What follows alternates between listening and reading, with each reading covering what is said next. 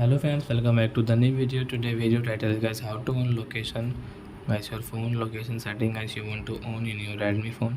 So as you can own it, and guys now let's see how to own location in our Redmi phone. In this video guys I will show you friends.